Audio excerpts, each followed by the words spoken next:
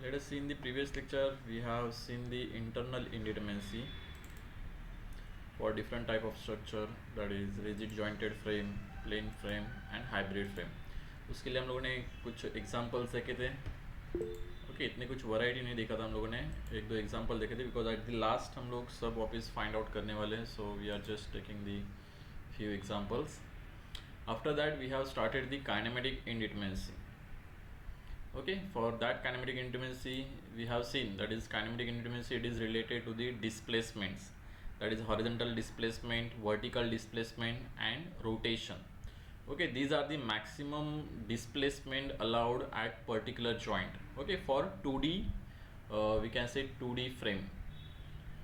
So यहाँ पे हम लोगों ने डेफिनेशन देखा था. We have studied what do mean by compatibility equation and how it can be determined.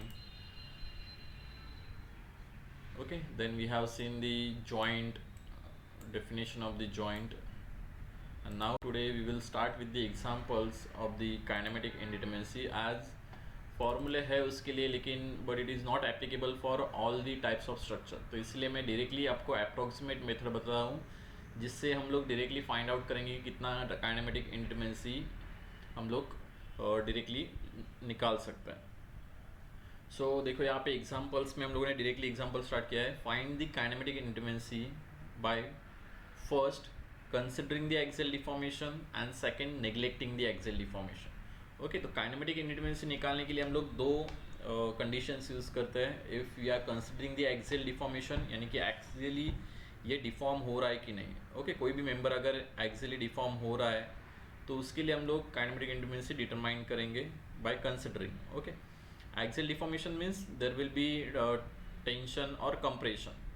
Okay, expansion and contraction जहाँ पे रहेगा उसको हम लोग एक्सियल डिफॉर्मेशन बोलते हैं. देयर में भी चांसेस कि जहाँ पे एक्सियल डिफॉर्मेशन बहुत नेग्लिजिबल रहता है, so that we will neglect that axial deformation. Just like beam अगर कंसिडर करोगे तो बीम में हम लोग चेक करते हैं कि एक्सियल इफेक्ट जो रहता है as compare to the bending effect, it is very very less. So for that reason we neglect the axial deformation. So second जो पार्ट है अपना, निगलेक्टिंग एक्सियल डिफॉर्मेशन, भी हम लोग काइनेमेटिक इंडिटरमिनेसी फाइंड आउट करेंगे. सो यहाँ पे देखो, अभी मैंने यहाँ पे एक एग्जाम्पल लिया हुआ है. सो फर्स्टली साइड में मैंने यहाँ पे लिखा हुआ है कि कितना एक सिंगल जॉइंट के लिए हम लोग इंडिटरमिनेसी यहाँ पे ले सकते हैं. फर्स्ट वन जो दिया हुआ है, it is free joint. Okay, ये कंटिन्यूस है आगे. ये अगर फ्री जॉइंट अगर रहेगा तो देयर में भी chances of vertical deformation, there में भी चांसेस ऑफ हॉरिजॉन्टल डिफॉर्मेशन और देयर में भी चांसेस ऑफ रोटेशन.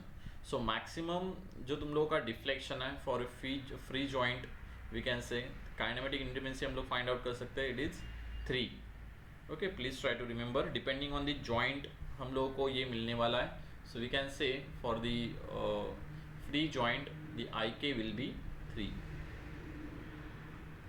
सिमिलरली जब हम लोग यहाँ पे रोलर सपोर्ट की बात करेंगे, okay, one by one roller की बात करेंगे, तो there will be one reaction in the upward direction. So जहाँ पे रिएक्शन रहेगा at that place we will not take the value of deflection. तो यहाँ पे अगर रिएक्शन है तो हम लोग कितना भी लोड अप्लाई करेंगे it will resist to deform. तो इसलिए वर्टिकल डायरेक्शन में यहाँ पे डिफॉर्मेशन पॉसिबल नहीं है. तो जहाँ पे ये अलाउड है वही हम लोग कंसिडर करेंगे. इफ़ यू ऑब्जर्व, हॉरिजॉन्टल में अगर लोड अप्लाई कर दिया तो it is free to move in the horizontal direction. So we will consider this delta x, that is horizontal deflection. Now return roller में देखो यहाँ पे हिंज रहता है, ओके, पिन कनेक्टेड रहता है. So obviously it is free to rotate, तो इसलिए यहाँ पे रोटेशन भी पॉसिबल होगा. But in the vertical direction the deformation is restricted because of this reaction. So for the roller support we can say IK value, that is for per joint हम लोग देख रहे हैं, तो IK value for the roller will be nothing but maximum 2. Conditions बाद में change हो जाएंगे but it is maximum 1 as we will consider और नेग्लेक्ट द एक्सियल डिफॉर्मेशन. उसके हिसाब से ये वैल्यू चेंज हो सकती है because depending on the member. But now maximum कितना यहाँ पे अलाउेबल है वो हम लोग लिख रहे हैं. नाउ रिटर्न नेक्स्ट सपोर्ट अगर हम लोग देखेंगे, it is nothing but hinge support. तो हिंज सपोर्ट में अगर तुम लोग ऑब्जर्व करोगे, for the horizontal there will be reaction, vertical there will be reaction. तो जहाँ पे reaction present है obviously it will resist the deformation. So in the vertical and horizontal there will not be any deformation. So we can say delta y and delta x will be nothing but 0. 1 only यहाँ पे बचेगा because support पे check करोगे it is pin. Pin connected है यहाँ पे, तो obviously कोई भी लोड अप्लाई किया तो ये यहाँ पे रोटेट हो सकता है, it is free to rotate, तो इसलिए यहाँ पे एक रोटेशन सिर्फ अलाउ रहेगा. So we can say for the hinge support I K will be nothing but only one, and the last is nothing but your fix support. तो fix support की बात करेंगे तो it is restricted in all three directions because there will be vertical reaction as well as horizontal reaction and as well as there is resisting moment. So due to that resisting moment, or we can say due to that reactions, there will not be any deformation, or we can say there will not be deformation in all directions. तो इसलिए यहाँ पे IK का value हम लोग बोल सकते हैं that IK will be 0 for the fixed support. तो depend on the type of the support, as we know कि हम लोग जो काइनेमेटिक इंटीमेसी निकालते हैं, it is nothing but displacement for the joints. तो हम लोग जॉइंट्स ऑब्जर्व करेंगे एज अगर ये चारों में से कोई अगर जॉइंट्स है, यहाँ पे सपोर्ट की बात करें तो सपोर्ट के लिए it will be like this. In between the joint रहेगा तो वहाँ पे हम लोग मैक्सिमम 3 ले सकते हैं as it will be considered as roller support, ये अपना फ्री सपोर्ट जैसे ही रहेगा. तो बीच वाला कोई भी पॉइंट रहेगा तो वहाँ पे मैक्सिमम IK 3 आ सकता है. So let us check one by one. As axial deformation के लिए देखो मैंने एक पहला एग्जांपल यहाँ पे कंसिडर किया हुआ है. आई होप सब विजिबल है सबको. So one example is consider. देखो बीम का भी एग्जांपल हम लोग स्टार्ट कर सकते हैं, इट इज़ वेरी सिंपल. तो इसलिए डायरेक्टली मैंने यहाँ पे फ्रेम कंसिडर किया हुआ है. As if you consider the rigid jointed frame और we can consider the rigid jointed beam, both are the same. Okay, because जो तुम लोग का जॉइंट डिस्प्लेसमेंट है वो टाइप ऑफ द स्ट्रक्चर के हिसाब से चेंज हो जाएगा. लेकिन बीम और फ्रेम की बात करेंगे तो it is somewhat similar, only geometric वहाँ पे डिफरेंस है. तो यहाँ पे अगर मेरे को IK का वैल्यू निकालना है तो first we will consider the axial deformation. अगर एक्सियल डिफॉर्मेशन कंसिडर करना है तो max to max particular joint के ऊपर 3 IK का वैल्यू आ सकता है. सो जॉइंट मतलब क्या बोला था मैंने, जहाँ पे मेंबर्स कनेक्टेड रहते हैं, जहाँ पे ज्योमेट्री चेंज होती है, जहाँ पे मटेरियल चेंज होता है, और वी कैन से सपोर्ट, उसको हम लोग जॉइंट बोला था हम लोगों ने. तो यहाँ पे हर एक जॉइंट के ऊपर हम लोग फाइंड आउट करेंगे कि कितना मैक्सिमम IK का वैल्यू यहाँ पे अलाउेबल है, और वी कैन से कितना maximum deflection, number of deflection से यहाँ पे अलाउेबल है, वो हम लोग निकालेंगे simply by drawing it and just sum it up to find out the actual IK value. तो यहाँ पे देखो जॉइंट्स मैंने लिखे हुए, इट इज़ 1 2 3 4 5 6, देर आर 6 जॉइंट्स. तो वन बाय वन हम लोग देखेंगे. तो फर्स्ट जॉइंट अगर देखोगे तुम लोग तो first joint it is fix. तो फिक्स पे अगर चेक करोगे तो in all direction there will be reaction, vertical reaction है, हॉरिजॉन्टल रिएक्शन है, मोमेंट भी है. तो obviously there will not be any IK value, because जहाँ पे रिएक्शन है देयर इज रेजिस्टिंग फोर्स, तो ऑब्वियसली वहाँ पे डिफॉर्मेशन अलाउड नहीं रहेगा. सिमिलरली 6 जॉइंट के ऊपर भी देखोगे it is also fix support, तो वहाँ पे भी डिफॉर्मेशन नहीं होगा. बीच वाले अगर जॉइंट्स देखोगे सेकेंड, थर्ड, फोर्थ और फिफ्थ, तो it is in between the joint, free joints है वो. तो यहाँ पे हम लोग बोल सकते हैं there will be horizontal deflection, vertical deflection and there will be rotation. तो हर एक जॉइंट के लिए मैंने यहाँ पे 3 यहाँ पे ड्रॉ किए हुए. तो सिंपली अगर तुम लोग को क्वेश्चन में पूछा जाता है तो we will just draw the direction of the deflections और rotations to find out the IK value. तो वॉट एवर जितने हम लोगों ने यहाँ पे ड्रॉ किए हैं we will just count it up, that is 3 + 3 + 3 + 3. तो total will be 3 × 4, that is 12.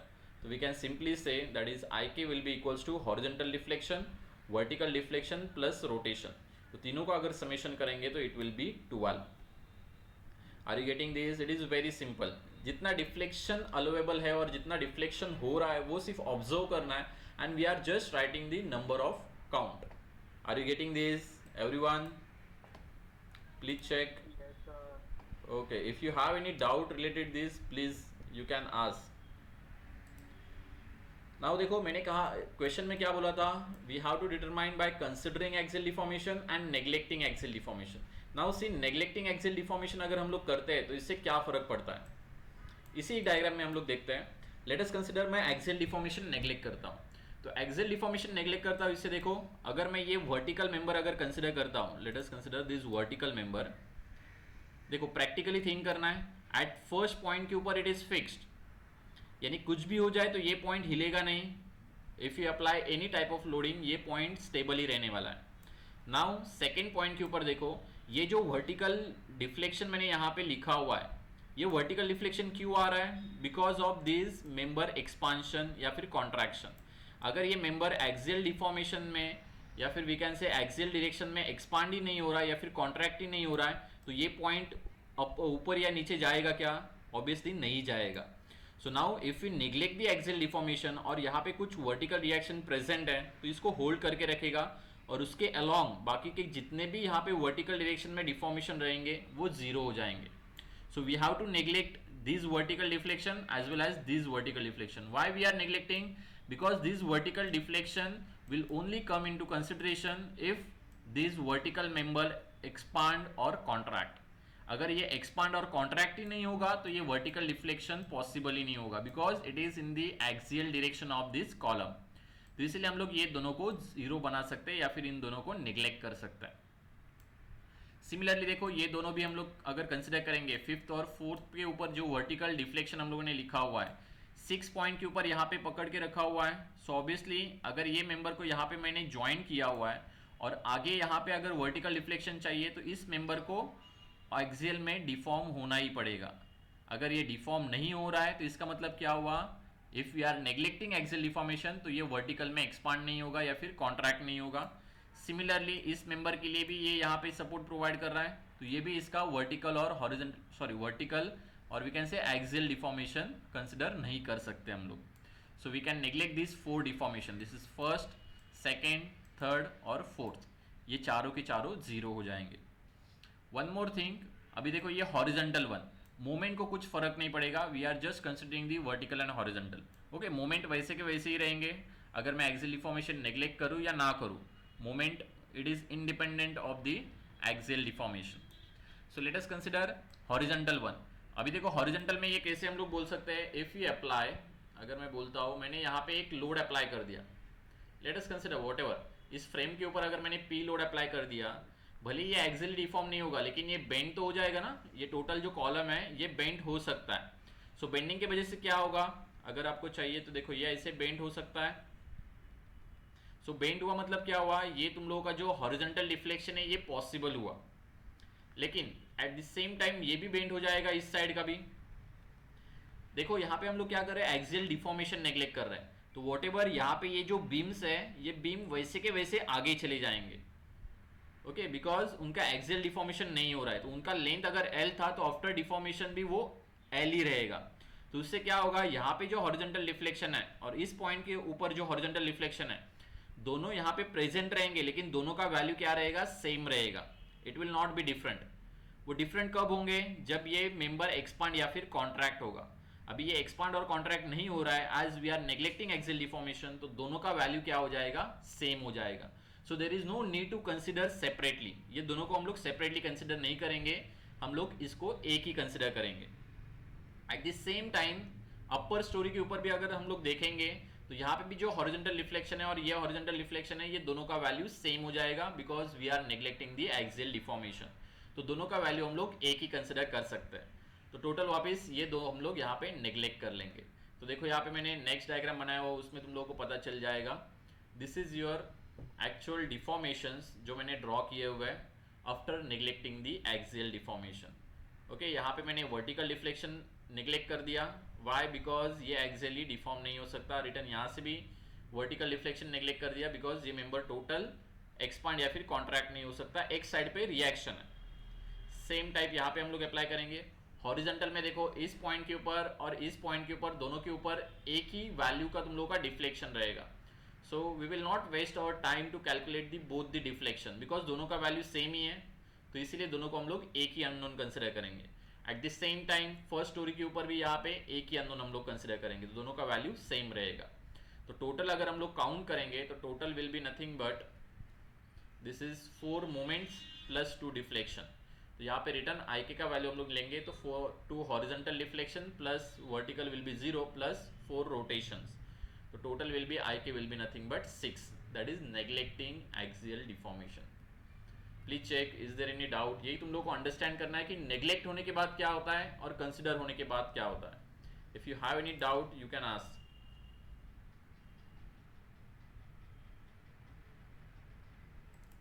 Yes, okay, I am assuming that कि आपको अंडरस्टैंड हो रहा है. अगर कुछ भी अगर डाउट आया बीच में तो you can write in the chat box और you can unmute yourself to ask it. ठीक है। Okay, so let us consider next example. देखो यहाँ पे भी मैंने फ्रेम का ही एग्जांपल कंसिडर किया हुआ है। ज्योमेट्री कैसे भी दे सकते हैं, उससे कुछ मतलब नहीं है, अपने को सिर्फ बेसिक्स देखना है कि हम लोग आईके में क्या निकालते हैं। सो देखो यहाँ पे भी मैंने निगलेक्टिंग और कंसिडरिंग दोनों निकाला हुआ है। फर्स्ट इसमें हम लोग कंसिडरिंग एक्सियल डिफॉर्मेशन निकाल रहे हैं। सो लेट अस कंसिडर, यहाँ पे देखो हिंज सपोर्ट है, वन बाय वन हम लोग देखेंगे। हिंज सपोर्ट है तो हिंज सपोर्ट पे दो रिएक्शंस है, तो जहाँ पे रिएक्शन रहेगी वहाँ पे डिफ्लेक्शन विल बी जीरो। तो यहाँ पे सिर्फ रोटेशन एप्लीकेबल है। सो वी कैन कंसिडर, यहाँ पे एक रोटेशन हम लोग कंसिडर करेंगे। नाउ अदर जॉइंट्स के ऊपर हर एक के ऊपर रोटेशन देना ही पड़ेगा। ओके, और वी कैन से हर एक जॉइंट के ऊपर यहाँ पे 3 रहेंगे max to max deflections, that it will consider the rotation as well as translation. तो हर एक जॉइंट के ऊपर हम लोग 3 कंसिडर करेंगे। ये फिक्स्ड है तो यहाँ पे 0 रहेगा।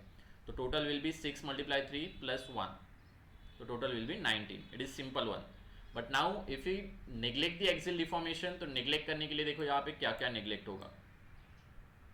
नाउ रोटेशन को कुछ इफेक्ट नहीं होगा। रोटेशन हम लोग हर एक जॉइंट के ऊपर जैसे थे वैसे के वैसे ही रखेंगे। हिंज पॉइंट के ऊपर 1 है, हर एक फ्री जॉइंट के ऊपर या फिर इन बिटवीन जो जॉइंट्स है उनके ऊपर एक एक यहाँ पे रोटेशन रहेगा ही। Now we will consider the vertical deflection. इस मेंबर के लिए देखो यहाँ पे वर्टिकल रिएक्शन है। वर्टिकल रिएक्शन है मतलब ये वर्टिकल डायरेक्शन में मूव नहीं होगा। सो ड्यू टू दैट अगर मैं नेग्लेक्ट करता हूँ एक्सियल डिफॉर्मेशन, तो ये भी वर्टिकल में मूव नहीं होगा और ये भी वर्टिकल में मूवमेंट नहीं दिखाएगा। तो इसीलिए वर्टिकल डिफ्लेक्शन इसका मैंने नेग्लेक्ट कर दिया। नाउ सिमिलरली इस पॉइंट के ऊपर भी यहाँ पे भी वर्टिकल रिएक्शन है, तो ये मूवमेंट पॉसिबल नहीं है।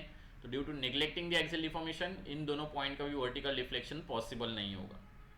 नाउ हॉरिजॉन्टल के लिए चेक करेंगे तो तीनों पॉइंट का देखो हॉरिजॉन्टल डिफ्लेक्शन पॉसिबल है, लेकिन तीनों जॉइंट का क्या होगा, बिकॉज ऑफ दिस बीम ये एक्सियली डिफॉर्म नहीं हो सकता। इसकी वजह से तीनों का वैल्यू क्या रहेगा, सेम रहेगा। तो इसीलिए horizontal deflection at this point, eight this point and eight this point having this same magnitude, तो इसीलिए हम लोग तीनों को एक से ही रिप्रेजेंट करेंगे। सिमिलरली फर्स्ट स्टोरी के ऊपर आएंगे तो यहाँ पे भी हॉरिजॉन्टल डिफ्लेक्शन पॉसिबल है, लेकिन तीनों पॉइंट का हॉरिजॉन्टल डिफ्लेक्शन सेम ही रहेगा, तो इसलिए मैंने एक से ही उसको इंडिकेट कर दिया। नाउ ये बीच वाला जो है इसका वर्टिकल डिफ्लेक्शन देखो पॉसिबल होगा। व्हाई? बिकॉज यहाँ पे कोई रिएक्शन नहीं है। इस पॉइंट के ऊपर नीचे रिएक्शन था इसलिए ये इसको पकड़ के रखा था। लेकिन अगर मैं यहाँ पे लोड अप्लाई करता हूँ तो ये बेंड हो सकता है, ऐसे सैगिंग या हॉगिंग दिखा सकता है। तो ड्यू टू दैट यहाँ पे वर्टिकल डिफ्लेक्शन पॉसिबल, दोनों पॉइंट का वर्टिकल डिफ्लेक्शन पॉसिबल है, लेकिन ये जो मेंबर है बीच वाला ये एक्सपांड नहीं हो सकता। तो इसका रिजिड बॉडी मोशन बोल सकते हो तुम लोग। ये हो जाएगा, ये नीचे जाएगा ऊपर जाएगा, तो लेकिन सेम वैल्यू से। तो इसलिए इस पॉइंट का और इस पॉइंट का जो वर्टिकल डिफ्लेक्शन है इट इज कांस्टेंट। तो इसलिए दोनों के लिए मैंने एक से ही यहाँ पे रिप्रेजेंट किया हुआ है। So after that we can directly take this summation of this all, so that we can say IK will be nothing but 10 by neglecting axial deformation. Okay, the next one, अभी internal hinge हम लोगों ने consider कर लिया, that is hybrid frame. If we consider the hybrid frame, one by one हम लोग ले रहे हैं। पहला rigid jointed frame ले लिया, अभी हम लोग hybrid frame ले रहे हैं। hybrid frame में देखो क्या होता है, अगर तुम लोग internal hinge मतलब क्या रहता है, it is just like a pin। अगर मैं लोड अप्लाई करता हूँ तो देखो इस पॉइंट के लिए हम लोग को एक अंडरस्टैंड करना पड़ेगा कंसेप्ट। अगर रिजिड जॉइंट रहता है, if you are considering any rigid joint, तो इसको अगर हम लोग रोटेट करते हैं तो आफ्टर रोटेशन वॉट एवर दोनों मेंबर में से जो एंगल जो रहता है इट इज कांस्टेंट। अगर वो before deflection if it is 90 degree, तो आफ्टर डिफ्लेक्शन भी वो 90 डिग्री ही रहता है। इफ यू चेक इट, ये 90 डिग्री दिख रहा है जो ब्लू वाला है, तो आफ्टर डिफ्लेक्शन आफ्टर अप्लाइंग दी लोडिंग इनका जो एंगल जो रहता है वो कभी चेंज नहीं होगा, because it is rigid jointed. Weld कैसे हम लोग प्रोवाइड करते हैं उसकी तरह से ये जॉइंट किया हुआ है, तो ये कभी चेंज नहीं होगा। सो इसीलिए हम लोग थीटा का वैल्यू क्या करते हैं, we will consider theta is equals to 1 only, यानी कि दोनों में से इनिशियल पोजिशन में से जो एंगल है इट इज ओनली 1। तो ये एंगल कंसिडर करें या फिर ये एंगल कंसिडर करें, ओके, वो वैल्यू एक ही रहता है। तो इनिशियल पोजिशन से ये चेंज नहीं होगा। सॉरी, ये देखो ये एंगल जो रहता है, ये मैंने थोड़ा सा गलत लिख दिया। देखो ये जो है इनिशियल पोजीशन से जो तुम लोग का एंगल रहता है दिस इज योर रोटेशन।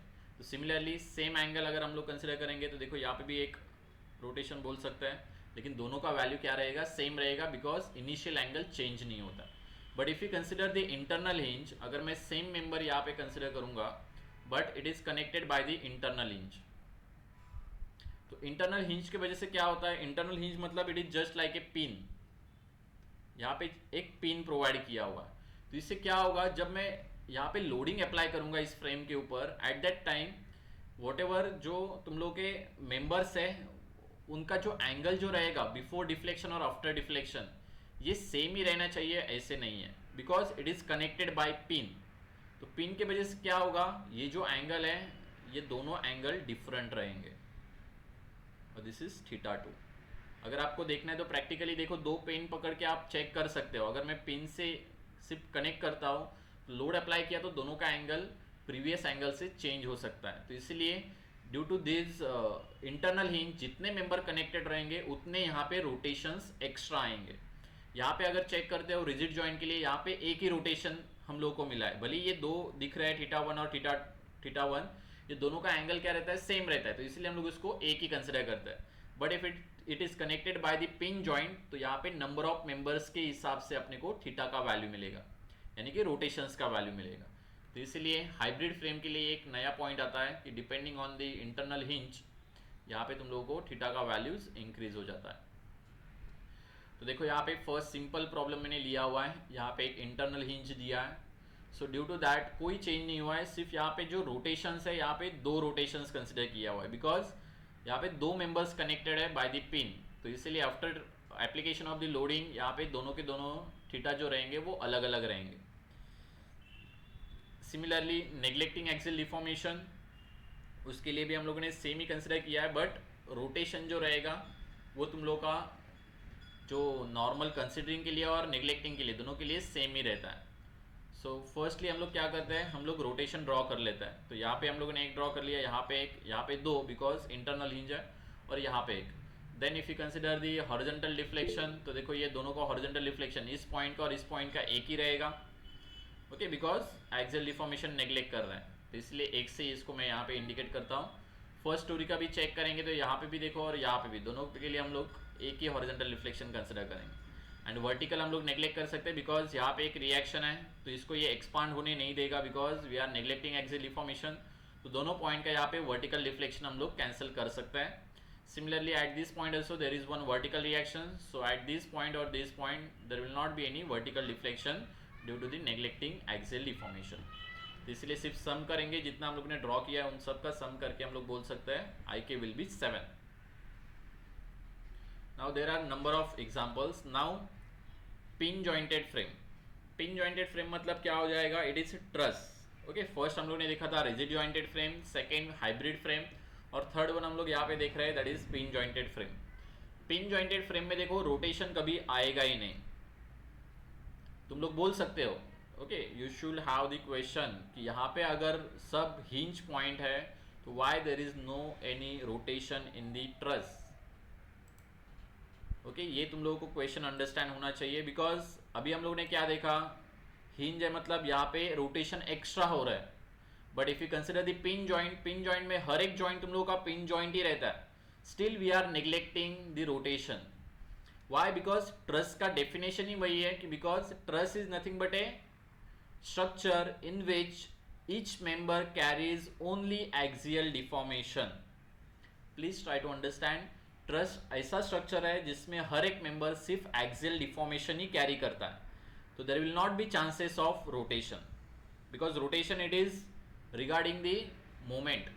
तो इसलिए यहाँ पे कुछ मोमेंट आता ही नहीं है, तो इसलिए हर एक जॉइंट पे सिर्फ वर्टिकल एंड हॉरिजॉन्टल ट्रांसलेशन ही प्रेजेंट रह सकता है, और it is due to only axial deformation. अगर मैं यहाँ पे एक्सियल डिफॉर्मेशन नेग्लेक्ट करता हूँ तो total I K will be 0।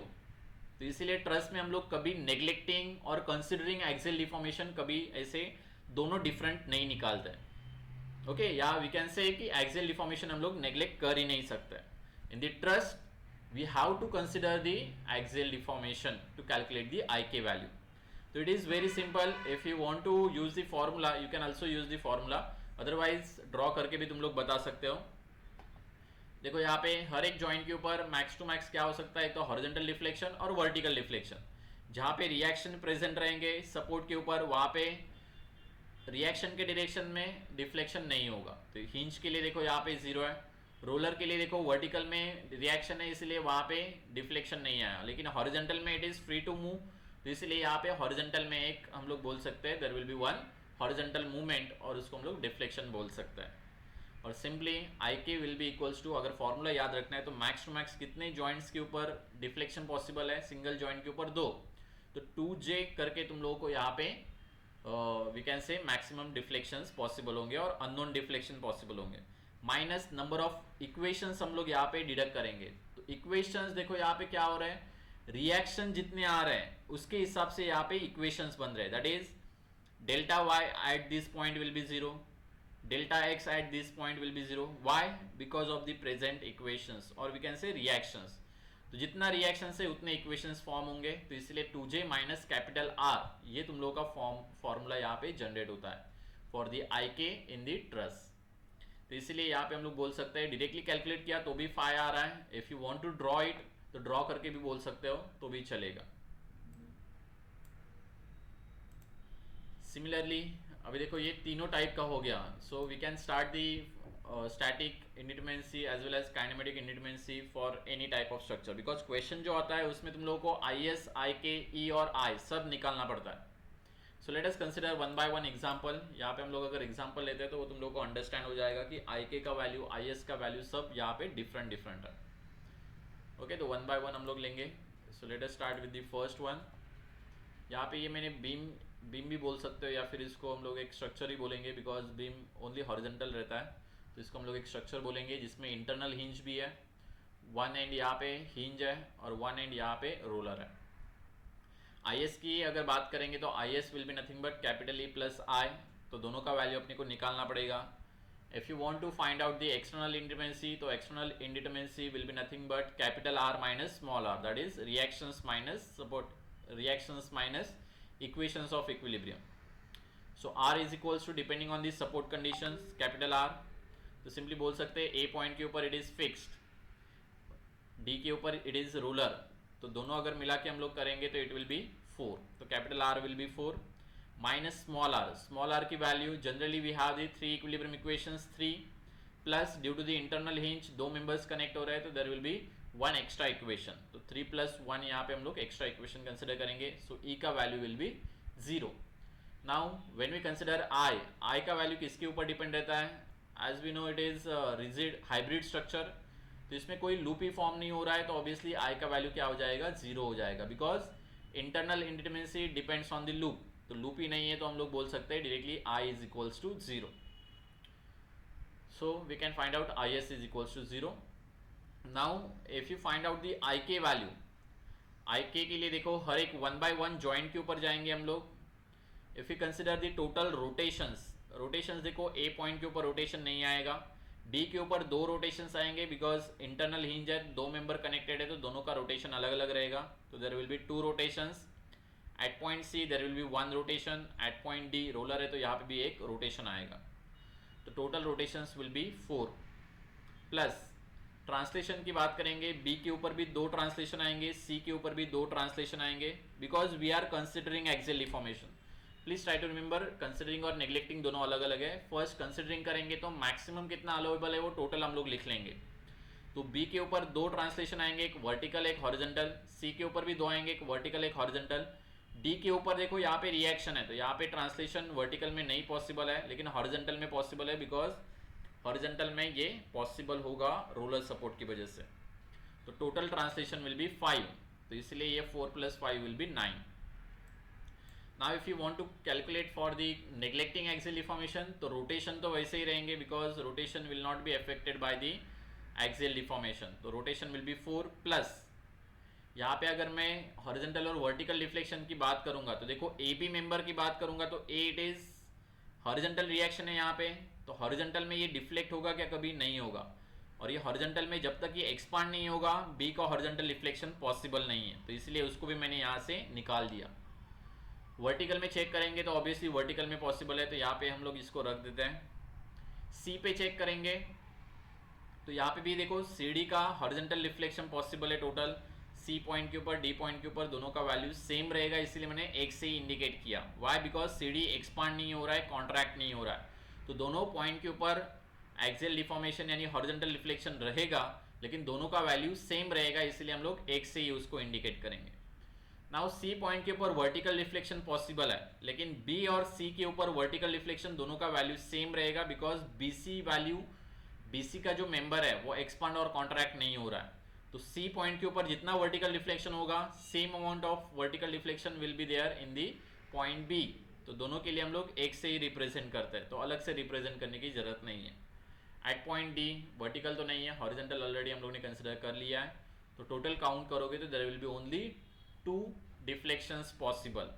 तो इसलिए मैं यहाँ पे बोल सकते हैं 4 + 2 that is nothing but 6, that is neglecting axial deformation. Okay, यहाँ पे तुम लोगों को बहुत प्रैक्टिस की जरूरत रहेगी, बिकॉज हम लोग नॉर्मली नेग्लेक्टिंग एक्सियल डिफॉर्मेशन ही लेते हैं, because we are studying the frames.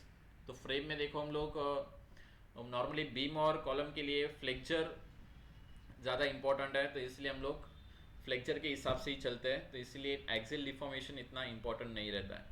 तो जो भी हम लोग वैल्यूज फाइंड आउट करेंगे आई के का, वो निगलेक्टिंग एक्सियल डिफॉर्मेशन ही रहेगा in the actual problem of analysis.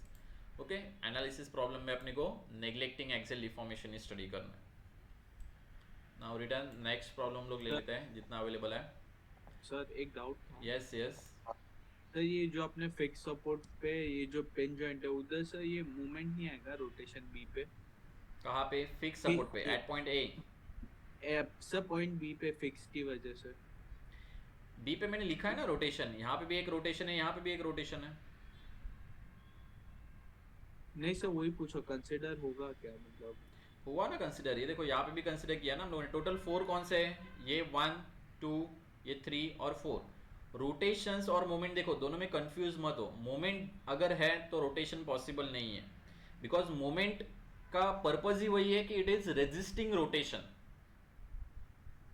Okay, rotation यहाँ पे देखो, यहाँ पे ए पॉइंट के ऊपर मोमेंट है, मतलब यहाँ पे रोटेशन पॉसिबल नहीं होगा, बिकॉज उस मोमेंट का पर्पज ही वही रहेगा कि we will make that rotation zero.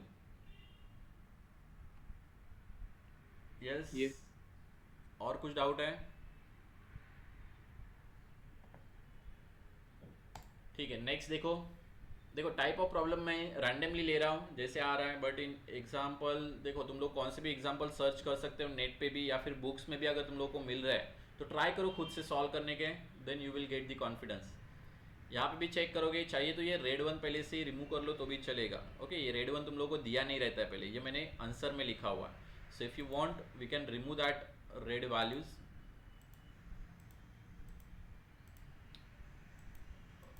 Okay, because in the answer अपने को ये ड्रॉ करना है कि कितना रहेगा। नॉर्मली आईके का वैल्यू अप्रोक्सीमेट मेथड से ही करो, बिकॉज वो प्रैक्टिकल तुम लोगों को थोड़ा नॉलेज भी देता है कि वहाँ पे डिफ्लेक्शन पॉसिबल होगा नहीं होगा।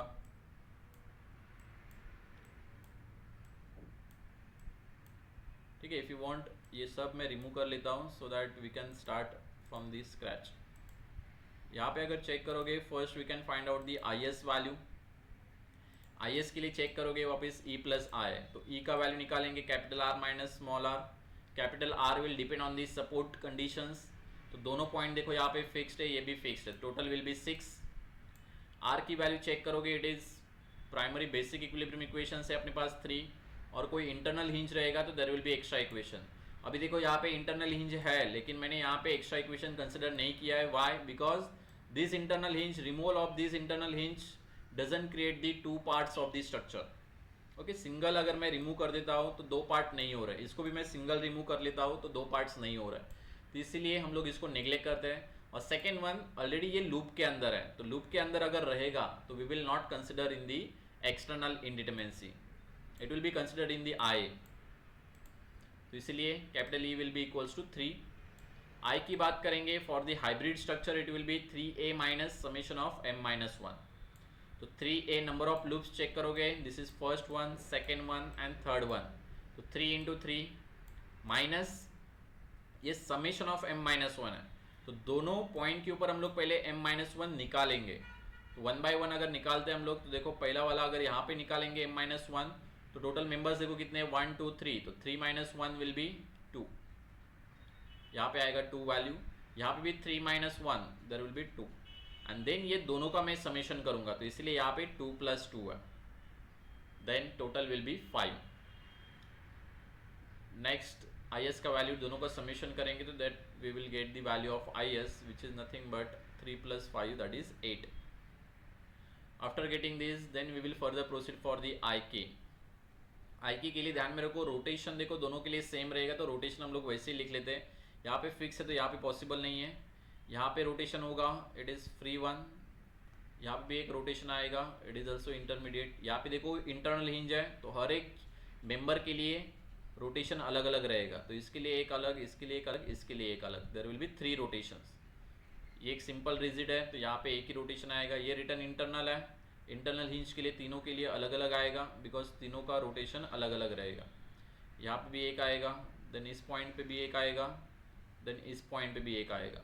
ये फिक्स्ड है तो यहाँ पे नहीं आएगा. तो टोटल अगर काउंट करोगे तो टोटल जो तुम लोग के रोटेशंस रहेंगे that will be 1 2 3 4 5 6 7 8 9 12. Okay check करो टोटल कितने हैं. ये 3 + 3 + 3. Okay it will be I think थोड़ा सा मिस्टेक है यहाँ पे कैलकुलेशन में. So we will calculate it return.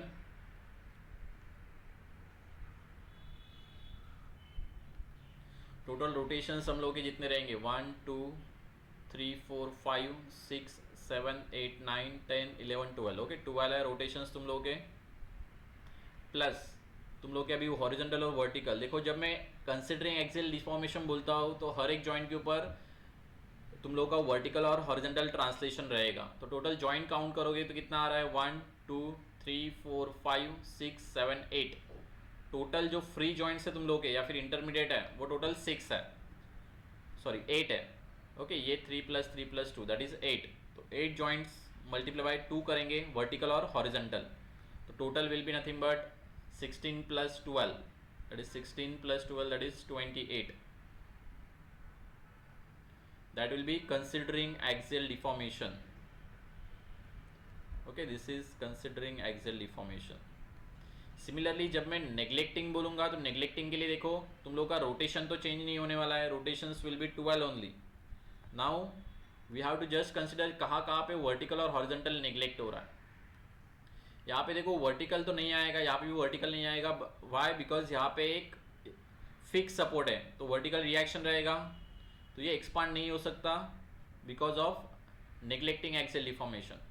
Horizontal में चेक करोगे तो देखो यहाँ पे हॉरिजॉन्टल पॉसिबल है, यहाँ पे हॉरिजॉन्टल पॉसिबल नहीं रहेगा बिकॉज यहाँ पे रिएक्शन है जो इसको हॉरिजॉन्टल में मूव होने नहीं देगा. तो इसलिए इन तीनों का हॉरिजॉन्टल डिफ्लेक्शन विल बी 0. इन तीनों पॉइंट का देखो horizontal deflection will be 1 only. ये डेल्टा ही रहेगा एक ही. वाई? बिकॉज ये एक्सपांड नहीं हो रहा है तो तीनों एक ही डायरेक्शन में तो एक ही रहेगा यहाँ पे. तो इसका और इसका और इसका.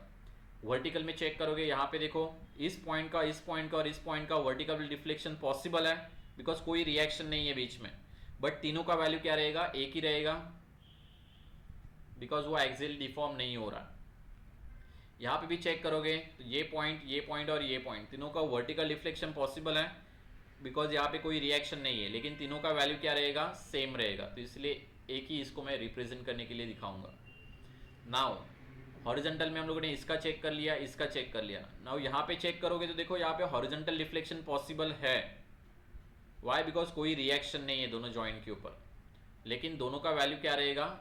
एक ही रहेगा बिकॉज वो एक्सियली डिफॉर्म नहीं हो रहा है. So now if you calculate total deflections तो there will be 1 2 3 4. There will be 4 extra deflections if you neglect it. Total will be 16. that is considering axial deformation, sorry neglecting axial deformation. okay are you getting this? थोड़ा सा difficult लग रहा होगा but when you solve it by your own तो तुम लोगों को पता चल जाएगा कि हम लोग कैसे कैलकुलेट करते हैं. Just try to think it practical. Next ये अगर हम लोग ट्रस की बात करेंगे, अभी देखो एग्जांपल ट्रस का दिया हुआ है तो there is no need to consider and neglect the axial deformation. I S का वैल्यू निकालेंगे simple E plus I. E is equals to capital R minus small are. Capital R will depend on the support reactions तो there will be 4 support reactions. देखो यहाँ पे hinge है, यहाँ पे भी हिंज है तो total will be 4. Small R की बात करेंगे तो बेसिक इक्विलिब्रियम आपके पास 3 है. इंटरनल हिंज कोई दिख नहीं रहा है. इंटरनल हिंज कब कंसिडर करेंगे? after removal of that hinge there will be 2 or more parts of the structure. नहीं हो सकता ये, तो इसीलिए यहाँ पे मैं 3 लिख रहा हूँ, तो टोटल विल बी 1। आई का वैल्यू चेक करेंगे, it will be m plus r minus 2j for the truss.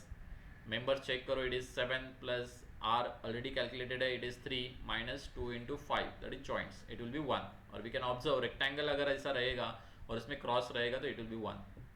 Total I S will be 2।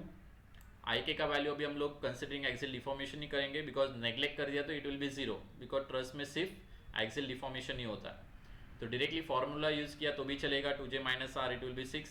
Otherwise we can represent it, hinge point के ऊपर कुछ नहीं रहेगा बिकॉज वर्टिकल हॉरिजॉन्टल में reaction है, तो डिफ्लेक्शन विल बी 0। ये इंटरमीडिएट जॉइंट है तो यहाँ पे 2 रहेगा, यहाँ पे भी 2 रहेगा, यहाँ पे भी 2 रहेगा। ये भी तुम लोगों का हिंज सपोर्ट है, तो हिंज सपोर्ट पे दोनों डायरेक्शन में डिफ्लेक्शन पॉसिबल नहीं है, तो total will be 6। Are you getting this? Is there any doubt? Please check because it is very important. I hope you understood it. यहाँ पे सिर्फ मैं तुम लोग का स्टार्ट करता हूँ कि हम लोग नॉर्मल मेथड कैसे स्टार्ट करेंगे। After learning the unknown values, or we can say indeterminacy, that is kinematic or static, then we will start for the method of analyzing the indeterminate structure. So method of analyzing the indeterminate structure, there are mainly 2 types of methods. One is force method and second is displacement method. Please try to understand, main यहाँ पे 2 ही methods है. Okay, first is force method and second one it is displacement method. Main जो category है वो तो force method, इसको force method क्यों बोलते हैं, बिकॉज बेसिक जो अननोन्स है इसमें, व्हाटएवर जो बेसिक तुम लोग का जो मेन मेथड का अननोन जो तुम लोग को मिलेगा, बेसिक अननोन और we can say primary unknown यहाँ से जो मिलेगा, it is nothing but force. इसमें हम लोग फोर्सेस फाइंड आउट करते हैं फर्स्ट, आफ्टर दैट हम लोग डिफ्लेक्शन फाइंड आउट कर सकते हैं, बट मेन जो तुम लोगों का अननोन जो रहेगा it is force. वेराज displacement method में जो बेसिक अननोन रहेगा, प्राइमरी जो अननोन तुम लोगों को मिलेगा इट इज डिस्प्लेसमेंट, इसीलिए उसको हम लोगों ने डिस्प्लेसमेंट मेथड बोला है। उसके बाद हम लोग फोर्सेस फाइंड आउट कर सकते हैं। ओके, दोनों मेथड से हम लोग सब कुछ फाइंड आउट कर सकते हैं, but depending on the basic unknown हम लोगों ने इसको कैटेगराइज किया हुआ है। सेकेंड थिंग, जो फोर्स मेथड है it is related to the I S, means force method में हम लोग आई एस जो तुम लोगों का अननोन वैल्यूज है, दैट इज स्टैटिक इंडिटरमिनेंसी, जो हम लोगों ने अननोन निकाला था अभी, वो हम लोग फोर्स मेथड में फाइंड आउट करते हैं। वेर एज डिस्प्लेसमेंट मेथड में हम लोग आई के जो अननोन्स है वो हम लोग पहले फाइंड आउट करते हैं।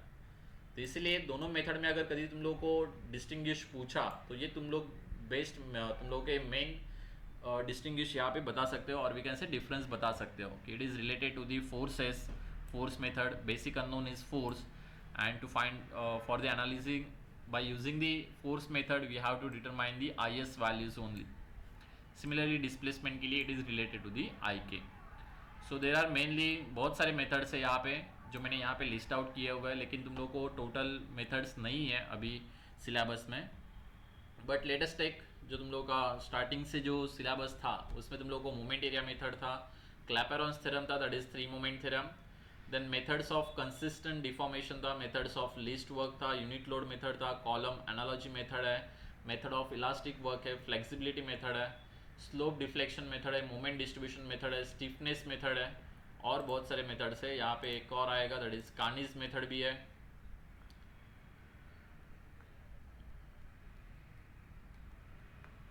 ओके, ऐसे बहुत सारे मेथड्स है for the analysing, but due to the combination of the syllabus यहाँ पे बहुत सारे मेथड जो अनवांटेड मेथड्स है, अनवांटेड नहीं बोल सकते but it is very old, तो इसलिए उसका यूज़ हम लोग अभी ज़्यादा करते नहीं हैं। So for the modern method we will just going to use the Clapeyron's theorem, that is 3 moment theorem.